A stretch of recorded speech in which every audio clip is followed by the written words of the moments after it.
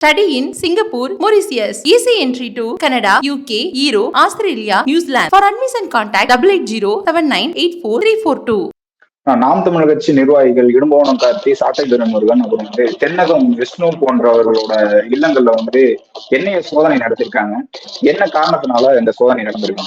வணக்கம். பொதுவா வந்தீங்கன்னாக்கா பாராளுமன்ற தேர்தல், அதப்ப பாராளுமன்ற தேர்தல் வரப்போகுது.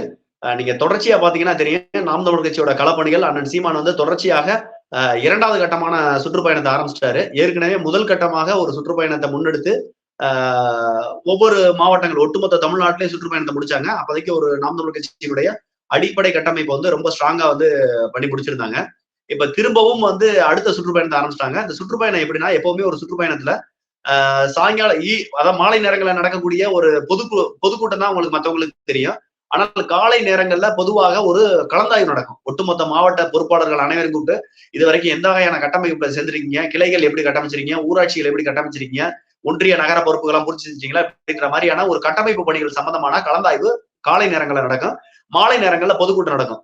இப்போ ஒவ்வொரு பொதுக்கூட்டத்திலையுமே நீங்க அந்த கூட்டங்களை பாத்தீங்கன்னா தெரியும். இப்ப கடைசி ஆரம்பம் முத கன்னியாகுமரி மாவட்டத்துல ஒரு பொதுக்கூட்டம், அடுத்து பாத்தீங்கன்னாக்க திருநெல்வேலி மாவட்டத்துல கலந்தாய்வு, அன்னைக்கே பாத்தீங்கன்னாக்க தென்காசி மாவட்டத்துல ஒரு சுரண்டைன்ற ஒரு இடத்துல ஒரு மாபெரும் பொதுக்கூட்டம். அதே மாதிரி கடைசியா பாத்தீங்கன்னா தூத்துக்குடி மாவட்டத்துல காலையில கலந்தாய்வு, மாலையில கோவில்பட்டி அப்படிங்கிற ஒரு ஊர்ல ஒரு பொதுக்கூட்டம் நடந்துச்சு. இந்த கூட்டங்களை எல்லாம் பாத்தீங்கன்னா மிக பிரம்மாண்டமான கூட்டங்களா இருக்கும். அதே கடைசியா சுரண்டையில கோயில்பட்டியில நடந்த கூட்டங்கள்லாம் பாத்தீங்கன்னா ஒரு மாநாடு போல ஒரு பிரம்மாண்டமான கூட்டம். காவல்துறை இந்த கூட்டத்தை சிதைக்கணும், இந்த கூட்டத்துக்கு ஆளுகள் வரவே கூடாது அப்படிங்கிற மாதிரி சொல்லி ஒரு ரொம்ப குறுகிய பகுதிகளில் தான் நம்மளுக்கான அனுமதியை கொடுப்பாங்க. ஆனா அதையும் மீறி மக்களுடைய பேராதரவோட மிக பிரம்மாண்டமான கூட்டமாக மாநாடு போல இருந்துச்சு.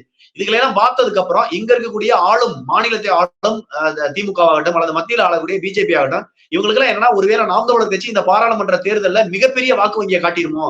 ஏன்னா சீமானன் 1 கோடி வாக்கு இலக்கா வச்சு பயணத்தை மேற்கொண்டாரு, சுற்றுப்பயணத்தை. அதனால ஒருவேளை ஒரு மிகப்பெரிய வாக்கு வங்கியை காட்டிருமோ, வென்றுமோ நாம் தமிழர் கட்சி அப்படின்ற ஒரு பயத்துல இது போன்ற நடவடிக்கைகளை செய்யறாங்க. இது இப்ப ஆரம்பிக்கப்பட்டது கிடையாது. 2022ல ஓமலூர் பகுதிகளில் பாத்தீங்கன்னாக்க ஒரு 2 பசங்க நாட்டு துப்பாக்கி செஞ்சிருப்பாங்க. அதாவது யூடியூப்ல வீடியோ பார்த்து ஒரு நாட்டு துப்பாக்கி செஞ்சிருப்பாங்க. அதை அவங்க பிடிக்கும் போது அந்த பசங்களுக்கு நாம் தமிழருக்கு எந்த வகையான சம்மந்தமே கிடையாது.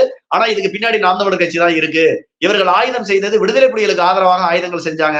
அது ஒரு நகைச்சுவையா இருக்கும். ஏன்னா விடுதலை புலிகள் அவங்கள்ட்ட இருந்த தொழில்நுட்பங்கள் என்ன, அவர்கள் எந்த வகையான ஆயுதங்களை சுதேசிய ஆயுதங்களாக அவங்க செஞ்சாங்க, அவங்களுடைய போர் திறன் என்ன அப்படிங்கிறது உலகுக்கே தெரியும். ஆனாலும் 2 சின்ன பசங்க நாட்டு துப்பாக்கி செஞ்சது விடுதலை புலிகளுக்கு ஆதரவா ஆயுதங்கள் செய்யறாங்க, இதற்கு பின்புலத்துல நாம் தமிழர் கட்சி தான் இருக்குன்னு சொல்லிட்டு இங்க ஒரு கட்டமைப்பை ஏற்படுத்த பார்த்தாங்க. ஆனா அந்த பசங்களுக்கு நாம் தமிழர் கட்சி சம்பந்தம் இல்ல, அந்த பசங்களுக்கு விடுதலை புலிகளுக்கு சம்பந்தம் இல்ல. அப்படி ஒரு மாயை இங்க ஏற்படுத்தினாங்க. அதே மாதிரிதான் இப்ப தேர்தல் காலகட்டத்துல 2 வகையான மிரட்டல்களை செய்யறாங்க. அதாவது ஒண்ணு, நீங்க நாம் தமிழர் கட்சியில இருந்தாலோ அல்லது நாம் தமிழர் கட்சிக்கு ஆதரவா இணையதளங்கள்ல பேசினாலோ உங்கள் மீது தேசிய பாதுகாப்பு சோதனைகள் நடத்தப்படும், என்ஐஏ சோதனைகள் நடத்தப்படும், அது மட்டும் இல்லாம பல்வேறு வகையான வழக்குகள் உங்கள் மேல வரும் அப்படின்றது மாதிரி ஒரு வகையான மிரட்டும் தோணில தான் இந்த வகையான வேலைகளை செஞ்சிருக்காங்க மத்திய அரசு. இதற்கு மாநில அரசு முழுமை ஆதரவா இருக்கு. ஏன்னா மத்திய அரசு கட்டுப்பாட்டுல இருக்கிறதா என்ஐஏ. ஆனா அந்த என்ஐஏ ஒரு சோதனைக்கு செல்லும் போது மாநில காவல்துறை கூடவே போறாங்க. அப்ப மாநில காவல்துறை எடுத்தோடனே ஏதாவது பக்கத்து ஸ்டேஷன்ல இன்ஃபார்ம் பண்ணவங்களாம் வரமாட்டாங்க. அவர்களுடைய தலைமை இடத்துல கேட்பாங்க. தலைமை காவல்துறை என்ன செய்வாங்கன்னா, இருக்கக்கூடிய உள்ளாட்சித்துறை பிரதிநிதிகள்ட்ட, அதாவது உள்ளாட்சி அமைப்புகள்ல இருக்கக்கூடிய என்ன சொல்லலாம் தலைமைச் செயலர்கிட்ட அனுமதியோட தான் அவங்க அதுக்கான அனுமதியை கொடுப்பாங்க. அதாவது காவல்துறை எண்ணெயோட கூட போலாமா வேணாமா, எவ்வளவு ஃபோர்ஸ் கொடுக்குறது அப்படின்றதெல்லாம் அவங்க தான் முடிவு பண்ணுவாங்க. அப்ப நாங்க என்ன சொல்ல வர்றோம், மத்திய அரசு நாம் தமிழர் கட்சியை மிரட்டி பார்க்கிறது, நாம் தமிழர் கட்சியினுடைய பொறுப்பாளர்களை மிரட்டி பார்க்குது. அதுக்கு மாநில அரசு உடந்தையாக இருக்கிறது. இது தேர்தலை மையமா வச்சு தேர்தலை நாம் தமிழர் கட்சியை முடக்கணுன்ற ஒரு எண்ணத்தோட திட்டமிட்டு இது போன்ற வேலைகளை செய்யறாங்க. இப்போ நாம் தமிழர் கட்சி குறிப்பா வெளிநாடுகள்ல இருந்து பணம் வருது அப்படிங்கிற ஒரு குற்றச்சாட்டு இருக்கும். அதே மாதிரி இது விடுதலை புலிகளுக்கு ஆதரவா இருக்குங்கிற காரணமும் சொல்லப்படுது. இது இல்லாம வேற காரணம் அரசு காரணம் சொல்றீங்க, இது ரெண்டுலயுமே இல்லையா? இது காரணம் இல்லையா? இல்ல இவ்வளவு நாள் இருந்துச்சுல, ஏன் நான் என்ன சொல்றேன், ஏன் இவ்வளவு நாள் இருந்துச்சு, இவ்வளவு நாள்ல ஏன் இந்த சோதனை செய்யல? இங்க பாருங்க, ஈழத்தமிழர்கள் பொதுவா இங்க இருக்கக்கூடிய நபர்கள்ட்ட நாம் தமிழர் கட்சியில ஈழத்தமிழர்கள் நிறைய பேர் உறுப்பினர்களா இருக்காங்க. நிறைய பேர் எங்களை போன்ற நபர்களை தொடர்பு கொண்டு வாழ்த்து சொல்லுவாங்க. இந்த காணொலி பார்த்தே நல்லா இருந்துச்சு, கீழே நீங்க யூடியூப்ல இப்ப நம்ம பேசிக்கிருக்கோம், இந்த யூடியூப்ல கீழே சொல்லுவாங்க, நாங்க ஜெர்மனில இருந்து ஈழத்தமிழர்கள், இதுல இருந்து மொரிசியஸ்ல இருந்து ஈழத்தமிழர்கள் அப்படின்னு சொல்லி அவங்களே கீழே போடுவாங்க. அமெரிக்காவில இருந்து, ஆஸ்திரேலியாவில இருந்து, இந்தோனேஷியாவில இருந்து, ஒவ்வொரு நாடுகள்ல இருந்தும் ஈழத்தமிழர்கள் பின்னூட்டங்கள் கமெண்ட்ஸ் போடுவாங்க. அது மாதிரி ஒரு சிலர் கால் பண்ணி வாழ்த்துக்கள் சொல்லுவாங்க. உங்களுடைய பேச்சு இந்த சேனல்ல பார்த்தா ரொம்ப அருமையா இருந்துச்சு, ரொம்ப சிறப்பா இருந்துச்சு, நல்லபடியா பண்ணுங்க, சீமானுடைய கருத்துக்கள் எங்களுக்கு ரொம்ப பிடிக்கும், தேசிய தலைவரை வந்து அவர் பேசுறதும் விடுதலை புலிகளுடைய போர் திறன்களை பத்தி ரொம்ப பெருமையா பேசுறதெல்லாம் எங்களுக்கு ரொம்ப மகிழ்ச்சியா இருக்கு, கேட்க சந்தோஷமா இருக்குன்னு எங்கள்கிட்ட ஒரு சிலர் கால் பண்ணி பேசுவாங்க. ஆனால் அவர்கள் யாரு, அவர்களுடைய பின்புலம் என்ன, எங்களுக்கு தெரிஞ்சவர்கள் ஈழத்தமிழர்கள் வெளிநாடுகளை இருக்காங்க, எங்களை பேசுறாங்க, எங்களுடைய செயல்பாடுகள் அவங்களுக்கு பிடிச்சிருக்கு, அதனால ஒரு வாழ்த்து சொல்றாங்க. இவ்வளவுதான் எங்களுக்கும் அவர்களுக்குமான தொடர்பே தவிர, நீங்க ஒண்ணு தெரிஞ்சுங்க, தமிழ்நாட்டில இருந்து ஆயுதம் செஞ்சு கொடுத்து அதன் மூலமா தான் விடுதலை புலிகள் பயன்படுத்தி போர் செஞ்சாங்களா? தமிழ்நாட்டோட ஆதரவோட தான் அவர்களுடைய போர் நடந்துச்சா? உண்மையை சொல்லணும்னா அவங்க எப்போதுமே ஒருபோதும் ஈழத்தமிழர்கள் தமிழ்நாட்டு தமிழர்கள் நம்பியதே கிடையாது.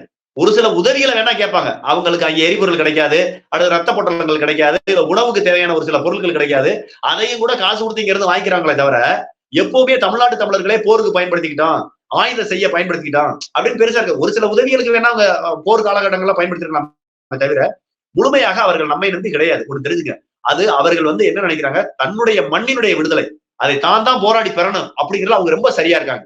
அவர்கள் இங்கே தமிழ்நாட்டு தமிழர் மட்டும் இல்ல, உலகில் எந்த நாட்டினுடைய ஆதரவையுமே அவர்கள் பெறாமல் அவர்கள் சுயமாக முன்னேறி சுயமாக ஆயுதங்களை தயாரித்து போர் செஞ்ச ஒரு மாபெரும் வீரர்கள். காளி என்பவர் வந்து ஸ்டாலின் அவர்களை வந்து கொச்சைப்படுத்தி ஒரு புகைப்படம் வெளியிட்டதனால கைது செய்யப்பட்டாரு. தமிழக காவல்துறை வந்து ஸ்டாலின் அவர்களோ திமுக பயன்படுத்துங்கிற மாதிரி குற்றச்சாட்டு வச்சுங்க. இப்ப என்ஐஏ வந்து சோதனை பண்ணுது. இது வந்து பிஜேபி பின்னாடி இருக்கா? என்ஐஏ சோதனைக்கு பின்னாடி பிஜேபியோட பயம் காரணமா இருக்கா? நாம் தமிழ் கட்சி பிஜேபி தானே மத்தியில ஆளக்கூடிய கட்சியா இருக்கு. ஏன் பிஜேபி தான் மத்தியில ஆளக்கூடிய கட்சியாக இருக்கிறது. மத்திய அரசினுடைய கட்டுப்பாட்டுல மட்டும்தான் என்ஐஏ இருக்கும். இங்க இருக்கக்கூடிய ஈடில இருந்து என்ஐல இருந்து இருக்கக்கூடிய புலனாய்வு அமைப்புகள், மத்திய புலனாய்வுகள் அமைப்புகள் அனைத்தும் பேருக்கு வேணா இது சுதந்திரமான அமைப்புன்னு சொல்லுவாங்க. ஆனால் அது முழுக்க முழுக்க மத்திய அரசினுடைய கட்டுப்பாட்டில தான் இருக்கு, மோடி அரசினுடைய கட்டுப்பாட்டில தான் இருக்கு, பிஜேபி அரசினுடைய கட்டுப்பாட்டில தான் இருக்கு. வரக்கூடிய பாராளுமன்ற தேர்தல நாம் தமிழர் கட்சியினுடைய அந்த களப்போராளிகளை வந்து முடக்கணும். இணையதளங்களை யாரும் பேசக்கூடாது, இணையதளங்களை யாரும் கருத்து தெரிவிக்க கூடாது. இணையதளங்கள் மூலமாகத்தான் நாம் தமிழர் கட்சியினுடைய கருத்துக்கள் இளைஞர்கள் மத்தியிலே மாணவர்கள் மத்தியிலே போய் சேருது. அப்ப இந்த வெகுஜன மக்கள் மத்தியில, இளைஞர்கள் மத்தியில, இணையதளவாசிகள் மத்தியில யாரெல்லாம் கொஞ்சம் பிரசித்தி பெற்ற நபர்களா இருக்காங்களா, யாரெல்லாம் இணையதளங்களை பிரபலமா இருக்காங்களா நாம் தமிழர் கட்சியினுடைய பொறுப்பாளர்கள், அவங்கள புறாமே முடக்கிறது. அவங்க மேல ஒரு என்ஐஏ சோதனை அல்லது வேற ஏதாவது ஒரு வழக்குகள், வேற ஏதாவது ஒரு அவதூறுகளை பரப்பணும்னாக்க மக்கள் மத்தியில அவங்களுக்கு ஒரு கெட்ட பேர் ஏற்படும். அதே நேரத்துல அவங்க ஒரு மன உளைச்சலுக்கு ஆளாவாங்க, அவர்களுடைய களப்பணி தடுக்கப்படும். அப்படிங்கிறதா இந்த மத்திய அரசினுடைய நோக்கமா இருக்கு. அதற்கு மாநில அரசான திமுக அரசு, ஸ்டாலின் அரசு உடந்தையாக இருக்கிறது என்பது முழுக்க முழுக்க உண்மை. ஆனா ஒண்ணு மட்டும் நாங்க தெரிஞ்சுக்கிறோம், நாங்கள் ஒரு எல்லா பேருமே சொல்றாங்க விடுதலை புலிகளுக்கு ஆதரவா இருக்காங்க நாம் தமிழர் கட்சி, விடுதலை புலிகளுக்கு உதவி செய்யறாங்க. நான் ஒன்னே ஒன்று தெரிஞ்சுங்க, நாங்கள் விடுதலை புலிகளை பார்த்து வளர்ந்த நபர்கள், தமிழ் தேசிய கொள்கைகளை கற்றுக்கொண்ட நபர்கள், என் தேசிய தலைவரை மானசீக தலைவராக ஏற்றுக்கொண்ட பிள்ளைகள் நாங்க. அண்ணன் சீமானுடைய கையை பிடிச்சிட்டு போயிட்டு இருக்கோம். நாங்கள் போகும் பாதை என்பது நாங்கள் ஆயுதம் ஏந்தி செய்யக்கூடிய ஒரு அரசு இது கிடையாது. நாங்கள் அரசியல் ஆயுதம் ஏந்தி இருக்கோம். புரியுதுங்களா? நாங்கள் ஆயுதத்தை பயன்படுத்தி இங்க எதுவுமே செய்யல. நாங்கள் அரசியல் என்ற ஒரு ஆயுதத்தை பயன்படுத்தி நாங்கள் வந்து மக்கள் மனசை வந்து மாத்திக்கிட்டு இருக்கோம். இவ்வளவுதான் நாங்க செய்யறதே தவிர, விடுதலை புலிகள் ஆதரவாளர்கள், விடுதலை புலிகளோட தொடர்பு இருக்காங்க, நாங்கள் விடுதலை புலிகளுக்கு ஆதரவானவர்கள் அல்ல, விடுதலை புலிகளோட தொடர்புல இல்ல, நாங்களே விடுதலை புலிகள் என்பதில் மாற்றுக்கிறது கிடையாது. அரசியல் என்ற ஒரு ஆயுதத்தை ஏந்தி நிற்கிற விடுதலை புலிகளுடைய மற்ற ஒரு பிரிவு நாம் தமிழர் கட்சி. என்ஐஏ தொடங்கும் போது வந்து இஸ்லாமியர்களுக்கு எதிராக இருக்கும் அப்படிங்கிற மாதிரி தமிழ்நாட்டில இருந்து மிகப்பெரிய எதிர்ப்பு இருந்துச்சு. குறிப்பா இங்க இருக்கக்கூடிய திராவிட முன்னேற்ற கழக கூட்டணி இருக்கக்கூடிய கட்சிகள் வந்து எதிர்ப்பு தெரிவிச்சாங்க, என்ஐஏ வரக்கூடாது, என்ஐஏ இருக்கக்கூடாதுன்னு சொல்லிட்டு இருந்தாங்க. இப்போ நாம் தமிழர் கட்சி மீதான இந்த சோதனைக்கு வந்து தமிழ்நாட்டில் இருக்கக்கூடிய விடுதலை சிறுத்தைகளோ, கம்யூனிஸ்ட் இயக்கங்களோ, மற்ற இயக்கங்களோ, இஸ்லாமிய இயக்கங்களோ எதிர்ப்பு தெரிவிப்பாங்களா? எதுவுமே இதை குறித்து அவங்க குரல் கொடுப்பாங்களா? இல்ல, நான் ஏற்கனவே சொன்னதான், பொதுவா வந்து இங்க இருக்கக்கூடிய எல்லா வகையான கட்சிகளும் நாம் தமிழர் கட்சியினுடைய வளர்ச்சியை பார்த்து உண்மையிலேயே வந்து ஒரு ஒரு ஒரு பொறாமை மனப்பான்மையோட, போட்டி மனப்பான்மையோட தான் இருக்காங்க. இதுல வந்து கட்சி பாகுபாடே நம்ம சொல்ல முடியாது. அதாவது அவங்க என்ன நினைக்கிறாங்க, நம்மளுக்கு பின்னாடி ஆரம்பிச்ச கட்சி, நம்மளுக்கு பின்னாடி வந்த தலைவர்கள், இவர்கள் இவ்வளவு வீரியமா வளர்ந்துகிட்டு இருக்காங்களே, மக்கள் மத்தியில இவ்வளவு பிரபலம் ஆயிராங்களே, ₹1 கூட காசு கொடுக்காம பல லட்சம் இளைஞர்களை ஒண்ணு திரட்டிடுறாங்களே அப்படின்ற ஒரு மனக்குமுறல யாருமே எங்களுக்கு ஆதரவா இருக்கிறதுல தான் உண்மை. நாங்க பொதுவா யாரு எங்களுக்கு ஆதரவா இருந்தாலும் இல்லாட்டியும் அதையெல்லாம் கடந்து அவர்களுக்கு நாங்க ஆதரவா இருக்கோம். இப்ப திமுகவுல யாராவது கொலை செய்யப்பட்டாலோ, திமுக பிரமுகர்கள் வேற யாராலையாவது கொலை செய்யப்பட்டாலோ, அல்லது வந்து பாஜகவினுடைய நபர்கள் யாராலையும் கொலை செய்யப்பட்டாலோ, நாங்க தான் முதல் குரல் கொடுத்திருக்கோம்.